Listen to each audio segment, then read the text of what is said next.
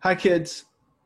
My name is Aaron, and today I'm going to be sharing with you a story about the prophet Elijah and him having to stand up to King Ahab of Israel because he was doing naughty things. And this is because sometimes we have to stand up to people too when they're doing what's wrong. So the story begins with 3 years of drought. That means there's no rain in all of Israel for 3 years, and King Ahab was really upset about that. He was very mad, and he was blaming the prophet Elijah for it. So one day God tells Elijah to go to King Ahab and tell him to challenge him and his false prophet. So he goes to King Ahab. This is Elijah, and he goes to King Ahab and to confront him about his sinning and to challenge the false prophets. And when he gets there, King Ahab is really mad, and he points at him and he says, "You're the troublemaker of Israel." And Elijah tells him, "No, I'm not. You're the troublemaker of Israel. You're the one who's leading Israel into sin." They started to worship a false god, a god named Baal.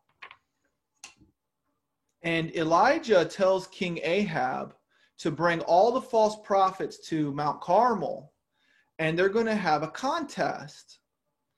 And their contest is to see who can bring fire down from heaven. And they build two altars. That's like imagine two big places for fire where they would put meat on it and give it and offer it to their gods. Well, about 450 false prophets come to the mountain, and huge crowds of Israel come too to see who can bring fire down from heaven. And so when they do it, the false prophets go and they start chanting and praying to Baal to bring down fire from heaven. And Elijah starts to make fun of them, and he says, I can't hear your God. Maybe you need to be louder. And he puts his hand up to his ear and he tells him to be louder and ask him to bring down fire. And they start to take knives and cut themselves for their God.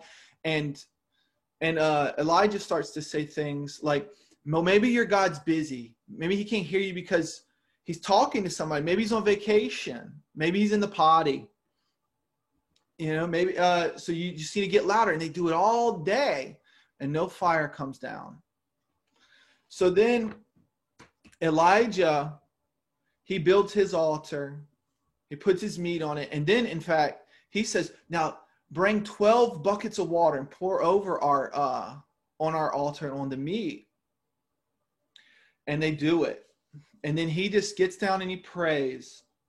And guess what happens? God brings fire down from Israel. And it's such a huge fire, and it consumes the wood and the altar and the meat and even the water. It just gets sucked up and burned up in it. And all the crowds that were watching began to worship God again. And they turned from Baal and they turned from the false prophets.